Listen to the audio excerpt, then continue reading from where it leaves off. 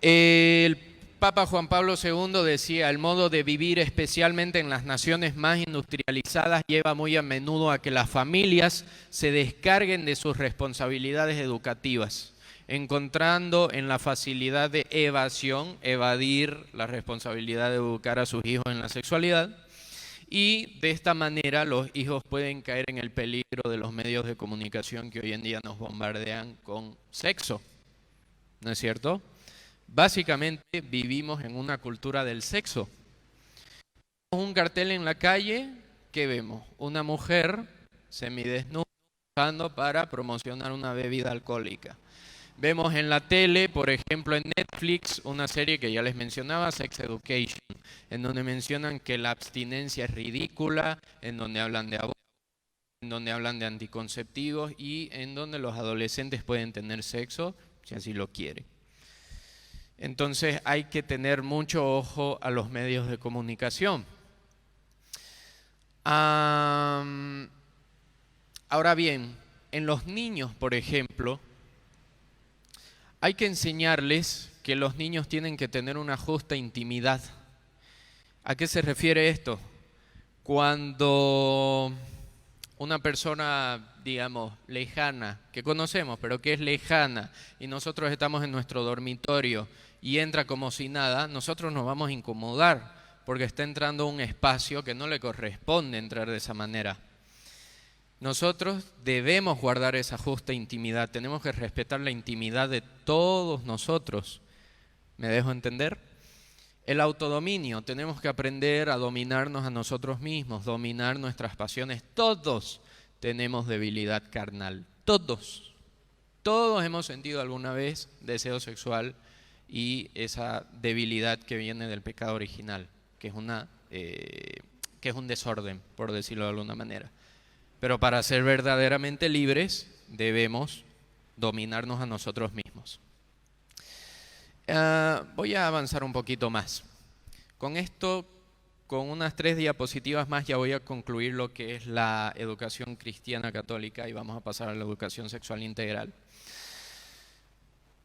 Cada etapa, antes de hablar de esto, la educación sexual integral nos dice que desde bebés podemos tener estímulos sexuales. Así. Ya vamos a entender por qué más adelante. Los bebés pueden tener estímulo sexual y hay que enseñarles ya poquito a poquito a qué se refiere el sexo. A los niños, a los adolescentes y así sucesivamente. Pero cada etapa de nuestra vida tiene un porqué y tiene que ser enseñada la sexualidad de una manera específica. En la etapa de la niñez, por ejemplo, nos encontramos en la etapa de la inocencia. No podemos enseñar a un niño, por ejemplo, para qué sirven sus genitales. Todavía no está listo para esa información. El niño todavía está aprendiendo de lo que hay a su alrededor. Un bebé que, bueno, ya entiende, digamos, más o menos lo que le decimos, está recién experimentando qué hay a su alrededor para estar interesándose en sus propios genitales. Un niño, por norma general, no tiene interés, no tiene problema en tener un genital masculino o femenino. No tiene problema y no le interesa saber para qué funciona todavía. Fíjense, durante esta fase del desarrollo el niño se encuentra normalmente satisfecho del cuerpo y sus funciones, lo que les acabo de explicar. El descubrimiento de las maravillas de la creación, lo que tiene a su alrededor, y las respectivas experiencias en casa y en la escuela deberán ser orientadas hacia la catequesis y el acercamiento a los sacramentos que se realiza en la comunidad eclesial. Desde la etapa de la niñez hay que inculcarle al niño la religión verdadera, que es la religión católica, ¿no? De esta manera, fíjense, durante la fase de la niñez, las niñas desarrollarán en general un interés materno por los niños pequeños, por la maternidad y por la atención en la casa. Las feministas nos dicen que estos son estereotipos de género, que hay que eliminar y que todo es cultura. Pero esto tiene una base biológica. Las mujeres desde muy temprana edad ya tienen un instinto maternal. La doctora que les cité hace unos momentos, Luan Brizandine, en su libro menciona un caso muy interesante en donde, si bien recuerdo fue así, colocaron a un niño y a una niña donde habían juguetes femeninos y juguetes para hombrecitos. La niña curiosamente escogió un camión de bomberos.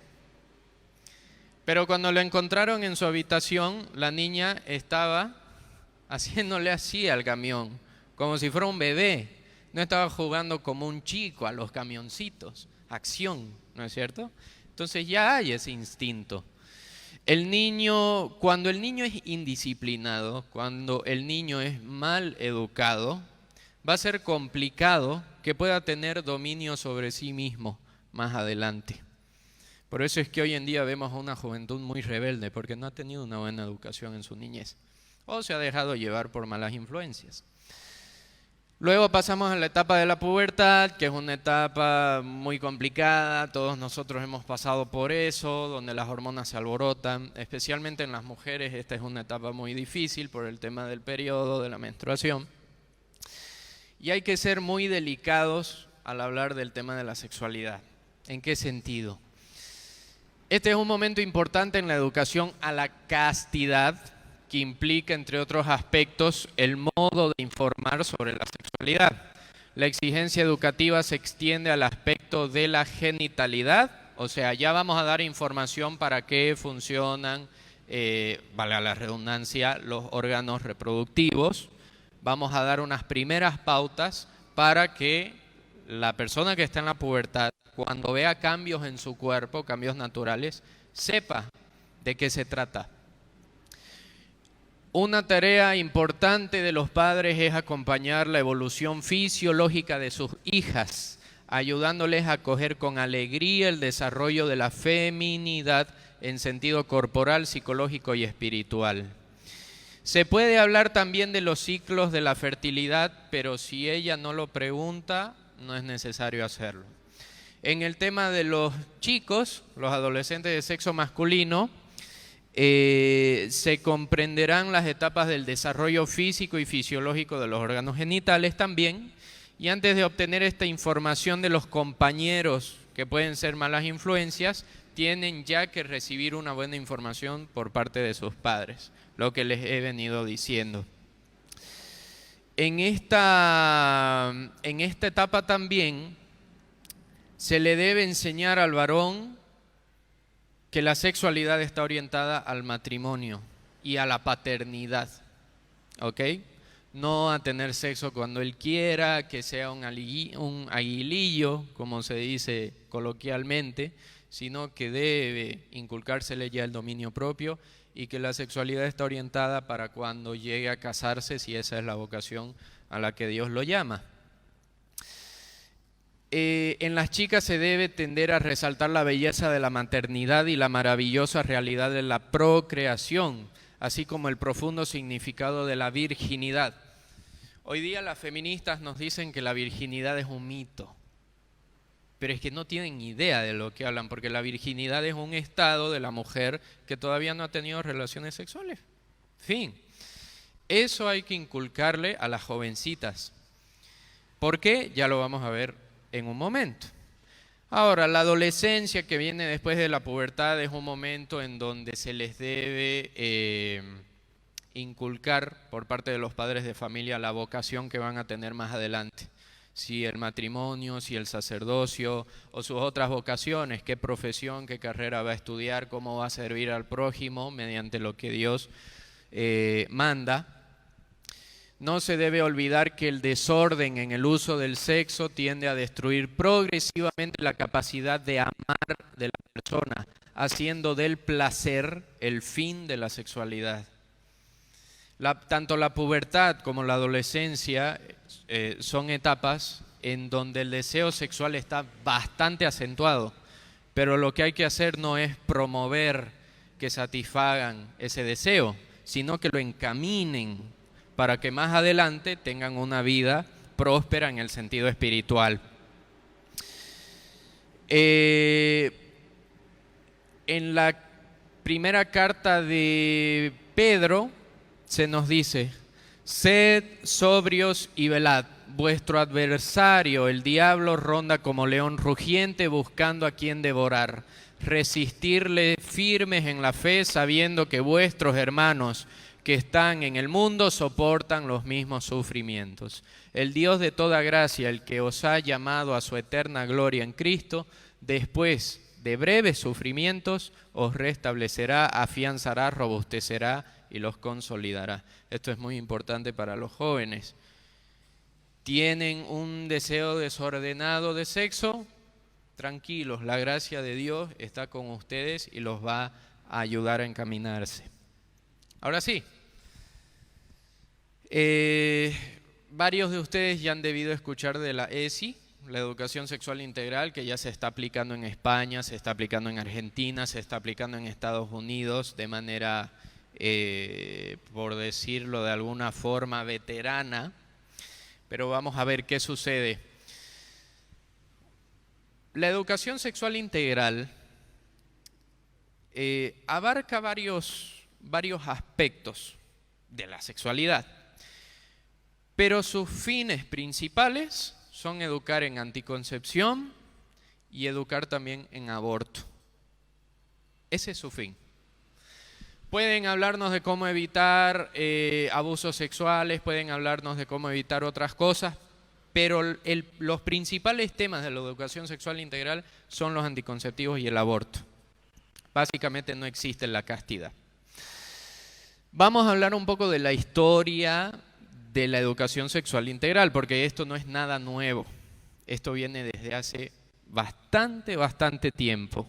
Les hablaba de la Primera Guerra Mundial, donde muchos de los jóvenes que fueron a la guerra, se encontraban fuera del ojo de los padres, y a raíz de esta epidemia de enfermedades de transmisión sexual, en el año 1915 el Servicio de Salud Pública de Estados Unidos ya distribuía folletos sobre la abstinencia, sobre el don del matrimonio, para ver si de alguna manera arreglábamos ese problema que ya estaba en boga. Sin embargo, ¿qué pasaba? La gran mayoría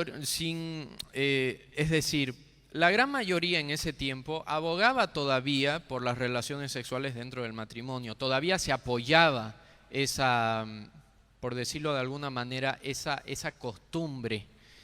Sin embargo, empezaron a aparecer grupos suburbanos, subterráneos, por decirlo de alguna manera, que decían que la expresión sexual no debería ser limitada por el acuerdo formal del matrimonio. Si los hombres podían disfrutar, por ejemplo, en la guerra de manera libre del sexo, las mujeres también tenían que disfrutar libremente del sexo. Eso nos decían estos grupos.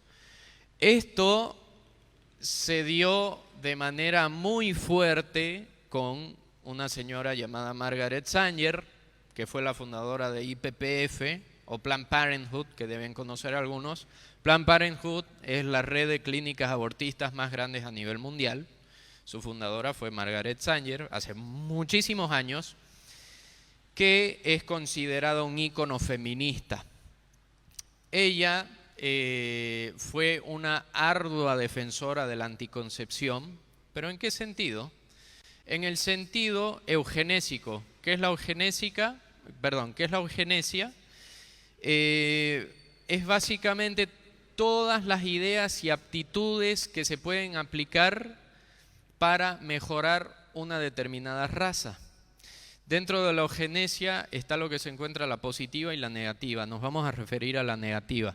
La eugenesia negativa dice básicamente: hay que eliminar a las personas que consideramos menos aptas para que las más aptas se sigan reproduciendo. Un tinte claramente racial. Por ejemplo, Margaret Sanger decía que lo más misericordioso que una familia numerosa puede hacer con uno de sus hijos es matarlo, porque ella asociaba a una familia numerosa con distintos problemas en la sociedad, borracheras, adicciones, etc. Margaret Sanger fue la que inició la primera revolución sexual en el año 1920, por ejemplo. Margaret Sanger fue la pionera de la píldora anticonceptiva. La píldora anticonceptiva se probó en países como Puerto Rico, Haití y México, inyectando hormonas sintéticas en mujeres presas, internadas en establecimientos psiquiátricos y prostitutas, para así prevenir la ovulación, la fertilización, etc. ¿Por qué Margaret Sanger no hizo estos experimentos en su propio país, Estados Unidos? Porque lo hubieran metido presa. Entonces la píldora anticonceptiva tuvo sus experimentos de esa manera. Posteriormente se intentó dar un sustento científico a la idea de que el sexo se podía disfrutar sin ningún tipo de freno fuera del matrimonio, mediante un señor llamado Alfred Kinsey, que fue un zoólogo, quien decía que el único acto sexual antinatural es el que no se puede realizar. O sea, podemos realizar muchos actos sexuales, aunque sean inmorales, y si se los puede realizar, pues están bien. Alfred Kinsey fue un pionero en decir, por ejemplo, que los bebés ya tenían estímulos sexuales porque hizo experimentos en bebés para este tipo de conclusión, por decirlo de alguna manera. Es bastante turbio, pero así fue. Es de aquí que la educación sexual integral nos dice que desde etapas muy tempranas nosotros podemos experimentar estímulos sexuales. Alfred Kinsey. Por ejemplo, él publicó en el año 1948 un libro muy renombrado de manera positiva llamado El comportamiento sexual en el hombre, y sostuvo lo que les dije, que la mayoría de los hombres y mujeres no son monógamos, sino más bien seres sexuales que responden sexualmente desde el nacimiento. Así. Bueno, posteriormente estas ideas de Alfred Kinsey precipitaron la segunda revolución sexual en los años 60. Entre los años 60 y 70 empezaron los colectivos feministas a cambiar sus reclamos. Antes hablaban del voto femenino, la igualdad de derechos entre hombre y mujer. Ahora van a hablar del derecho a la anticoncepción y el derecho al aborto. De esta manera se produce la segunda revolución sexual y la píldora anticonceptiva ya estaba disponible, ¿no? Y también el aborto de alguna manera. ¿Y qué sucedió?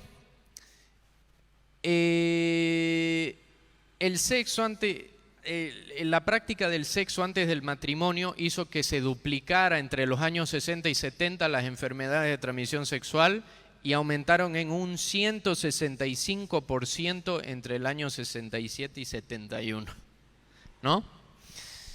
Asimismo se creó, por ejemplo, la revista tan famosa Playboy, en donde se hacía una especie de burla al matrimonio, a la relación entre un hombre y una mujer, y de esa manera salieron revistas de este tipo, donde los hombres podían consumirlas. Y bueno, ¿cuál era el problema? Si estábamos en una liberación sexual, ¿no?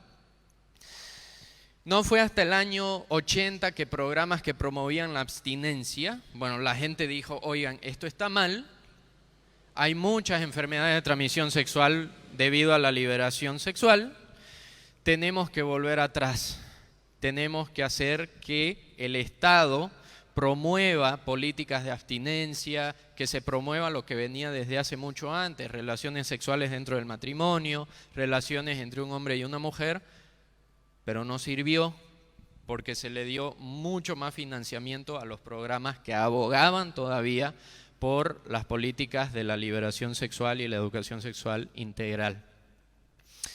No es de sorpresa que sea Planned Parenthood la primera entidad en abogar por la educación sexual integral.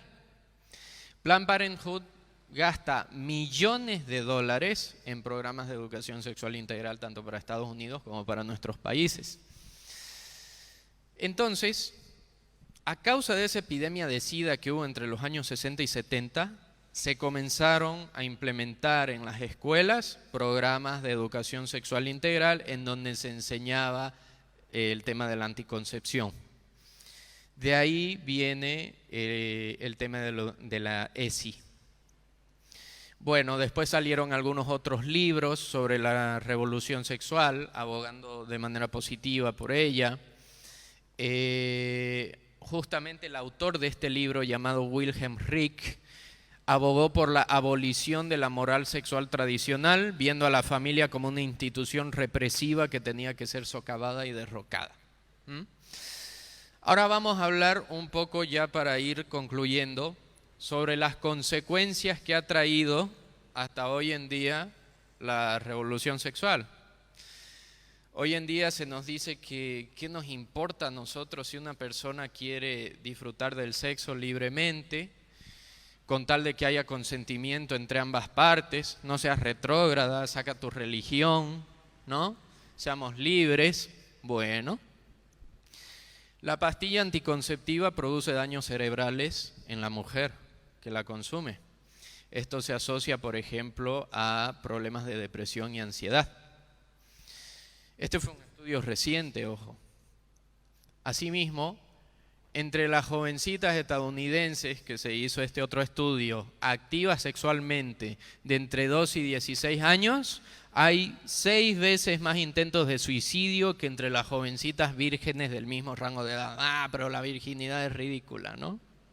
Bueno, tienen 18 veces más probabilidades de salir de casa prematuramente, 9 veces más probabilidades de ser arrestadas por la policía, 5 veces más probabilidades de ser suspendidas de la escuela y 10 veces más probabilidades de abusar de las drogas, las jovencitas que no son vírgenes.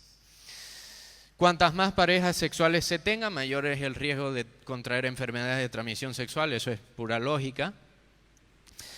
Innumerables psicólogos del desarrollo están de acuerdo en que los adolescentes no están preparados emocional y psicológicamente para las relaciones sexuales. Algo totalmente contrario a lo que decía Alfred Kinsey, ¿no es cierto? ¿Por qué? Los adolescentes tienden a pensar solamente en el presente. No piensan en el futuro, no piensan en las consecuencias. Aparte que la presión por parte de compañeros para tomar retos hace que ellos se arriesguen sin pensar en lo que va a pasar luego. Por eso es que algo como las relaciones sexuales, que es un tema tan profundo,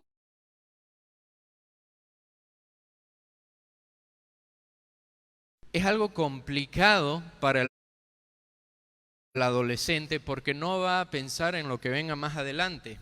¿Qué pasa si ese adolescente, bueno, tuvo relaciones con anticonceptivos y los anticonceptivos fallaron? Problemas, no pensé en el futuro. Asimismo, las parejas que ya han tenido relaciones sexuales o que tienen la costumbre de tenerlas antes del matrimonio, carecen, por ejemplo, o pueden carecer de otros temas para hablar. ¿Por qué?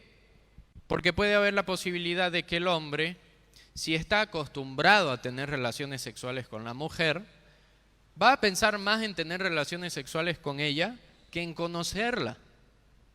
Ese es un gran problema. Hay un educador que se llama Alan Bloom que afirma que es natural que tanto los chicos como las chicas sean idealistas, románticos durante la adolescencia. O sea, tienen un gran deseo por conocerse de manera íntima. Pero ese deseo hay que encaminarlo correctamente para que se conozcan más adelante en el matrimonio, cuando ya estén preparados, cuando ya tengan la madurez necesaria. En Google ustedes pueden encontrar, o en Facebook, este tipo de gráficas feministas que nos dicen que el amor romántico es un mito. ¿Y cuáles son los mitos según estas personas del amor romántico? Por ejemplo, el mito de la exclusividad. Lo voy a leer de acá. Creer que es imposible que nos gusten varias personas a la vez. Para estas personas nos pueden gustar muchas personas a la vez. El tema de la fidelidad como que es algo retrógrada, ¿no? Podemos estar con varias personas porque es un mito el tema de la fidelidad y que me guste solamente una persona y dominarme para que no me guste otra por mero deseo. El mito del matrimonio o de la convivencia, creer que el amor debe conducir siempre a la unión estable de la pareja. Para estas personas, el amor no necesariamente debe conducir al matrimonio. Entonces, ¿cuál es el fin de ese amor? Si sabemos que el matrimonio está para la procreación y está para ser un vínculo que debe proteger el Estado, ¿no es cierto? Un vínculo que tiene que durar toda la vida. Y así se van a encontrar muchos de estos puntos y yo les aconsejo que los lean siempre con pensamiento crítico, porque estas personas saben mentir a los que estén desapercibidos. ¿Qué más? Hay un libro muy bueno que se llama Un retorno a la modestia, en donde se nos muestra que la modestia no es un problema que debamos tratar de curar, sino un instinto natural que debemos celebrar. Más estudios. La exposición prolongada a la pornografía crea un retraimiento emocional, una mayor aceptación de la violencia hacia las mujeres, hoy que se nos habla mucho de la violencia hacia la mujer, menos simpatía hacia las víctimas de violación y una insensibilidad a la violencia. Yo me pregunto por qué las feministas no luchan contra la pornografía, ¿no? La prostitución, por ejemplo, es responsable de la esclavitud de millones de niñas, niños y mujeres. Se produce mucha más violencia, y aquí el mito que les comentaba, de que no es necesario que el amor lleve, valga la redundancia, necesariamente al matrimonio. Bueno, se produce mucha más violencia entre parejas no casadas que entre marido y mujer. Las parejas que cohabitan tienen más del triple de probabilidades de que sus peleas se conviertan en empujones, golpes y arrojar cosas en comparación con las parejas casadas. Hay algo que destacar, que antes de la primera revolución sexual, antes de los años 1910 más o menos, la norma, la costumbre, la idea de la gente era llegar hasta el matrimonio casta. Lo que hoy vivimos no es de siempre, ha tenido su trasfondo que ya les he comentado.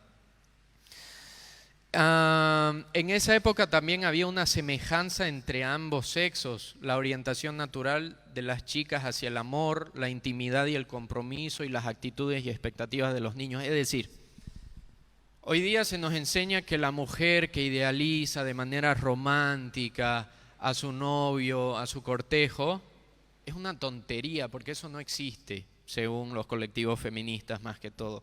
Pero antes, ¿qué pasaba? Las mujeres idealizaban a su pareja y la pareja correspondía de una manera positiva a esto, porque hay algo que se llama código de honor entre los hombres, que existía mucho antes, desde hace mucho, el cual nos decía que como la mujer es un ser tan preciado, los hombres están llamados a utilizar su fuerza no para agredirla, sino para ayudarla en cosas que ella no pueda, por ejemplo, o protegerla de peligros.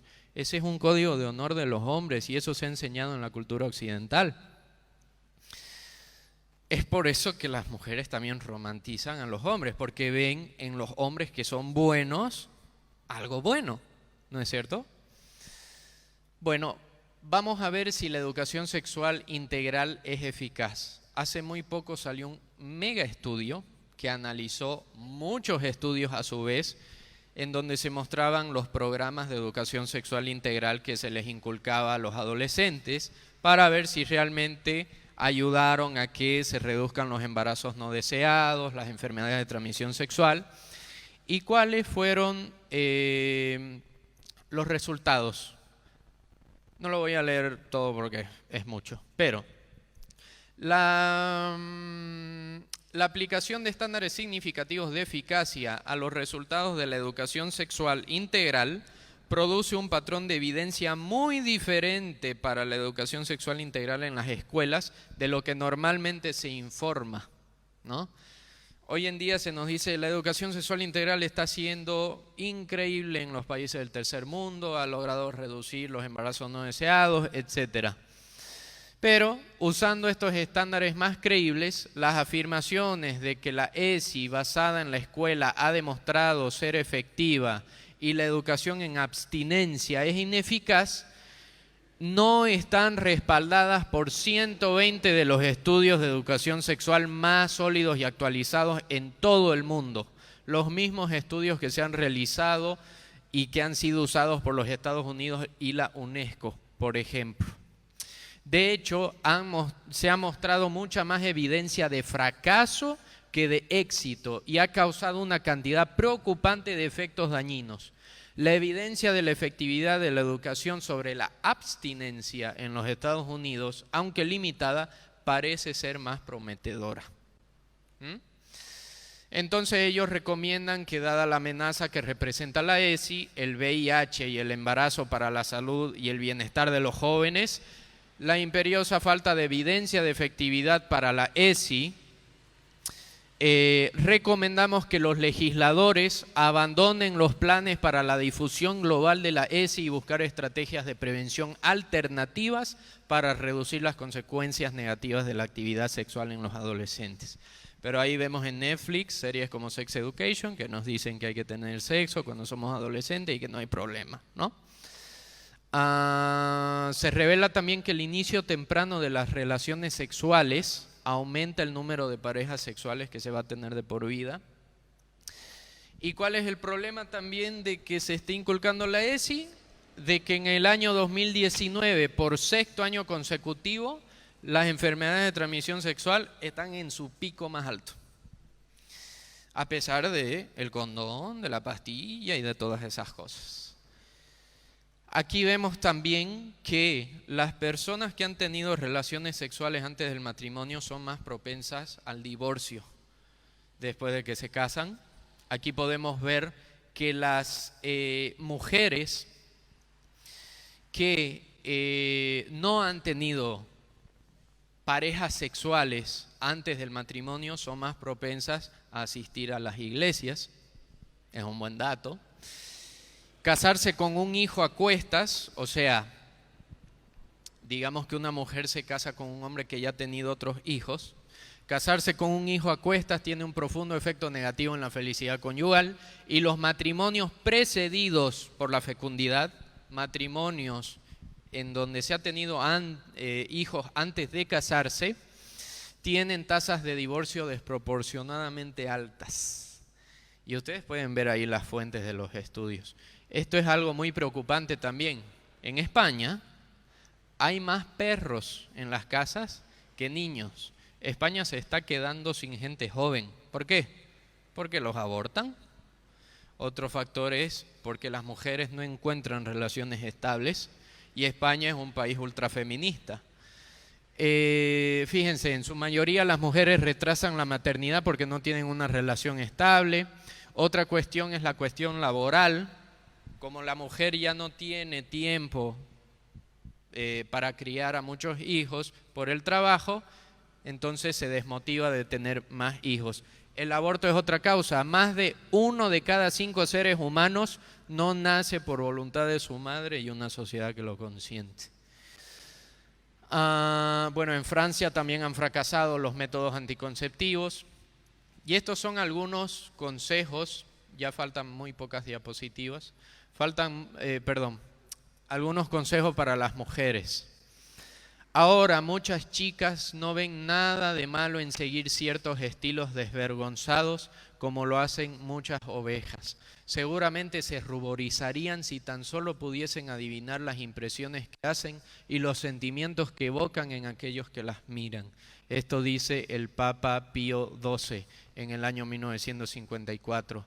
También nos dice: el bien de nuestra alma es más importante que el de nuestro cuerpo y tenemos que preferir el bienestar espiritual de nuestro vecino a nuestra comodidad corporal. Los hombres queremos a las mujeres, no tengamos relaciones sexuales con ellas antes de casarnos. Las mujeres quieren a los hombres, buscan el bien de su alma, vístanse de manera modesta. Pero eso es machismo, va a decir el feminismo. San Agustín también menciona que no solo en el esplendor y la pompa corporal, sino en los vestidos más viles y degradantes se puede buscar vanidad. Hay que evitar la vanidad también en la manera de vestir. Esto va más que todo para las mujeres. En los varones, ¿qué tenemos? Oísteis que fue dicho a los antiguos, no adulterarás, mas yo os digo, dice Cristo, que cualquiera que mire a una mujer para codiciarla, ya adulteró con ella en su corazón. Con mirarla, no hay más, ni siquiera tocarla, mirarla. El propio hombre no se escapa a la inclinación de exhibir su carne. Algunos van en público desnudos hasta la cintura o en pantalones muy apretados o en calzonetas muy pequeñas. Esto se dijo en una reunión de obispos canadienses en mayo del 46. También los hombres tienen que ser modestos a la hora de vestirse. Algo muy lindo que dice San Juan Crisóstomo, que es padre de la Iglesia, nos dice cómo los hombres se deberían dirigir a sus esposas. Y ahí tienen el texto. Solo voy a leer una partecita. Te cortejé y te amo y te prefiero a mi propia alma, porque la vida presente no es nada. Y oro, suplico y hago todo lo que puedo para que seamos considerados dignos de vivir esta vida presente, para que también podamos estar allí en el mundo unidos en perfecta seguridad. Porque nuestro tiempo aquí es breve y fugaz, pero si seremos considerados dignos por haber complacido a Dios en cambiar esta vida por aquella del cielo, entonces estaremos siempre con Cristo y nosotros dos con mayor placer. Valoro tu afecto por encima de todas las cosas y nada me es tan amargo ni tan doloroso para mí como estar siempre en desacuerdo contigo. Más abajo dice, no tengamos ningún pretexto para los celos mezquinos, que mueran las riquezas, porque las riquezas pueden llevar a la vanidad, que muera el séquito de los esclavos, bueno, eso lo decía por su contexto del tiempo, y todas tus pompas exteriores. Es muy lindo esto que dice San Juan Crisóstomo. ¿Qué peso de oro, qué cantidad de tesoros son tan queridos por una esposa como estas palabras? Dice él. Bueno, San Pablo, ustedes ya conocen estos textos, a las mujeres les dice, el marido es cabeza de la mujer como Cristo es cabeza de la iglesia. Así como la iglesia está sumisa a Cristo, así también las mujeres deben estarlo a sus maridos en todo. No en un sentido de esclavitud, sino en un sentido de respeto, de ver que el hombre lidera, es la cabeza de la familia. Y a los hombres se nos dice, porque hay feministas que solo toman ese texto y dicen, la iglesia machista, pero ¿qué dice más abajo? Maridos, amad a vuestras mujeres como Cristo amó a la iglesia y se entregó a sí mismo por ella, porque el hombre tiene que amar a la mujer como a su propia carne, ¿no? Y bueno, muchas gracias. Si a alguien le interesa anotar mi número de WhatsApp para alguna referencia, algún dato, lo pueden hacer, está en pantalla. Y aquí concluyo. Gracias.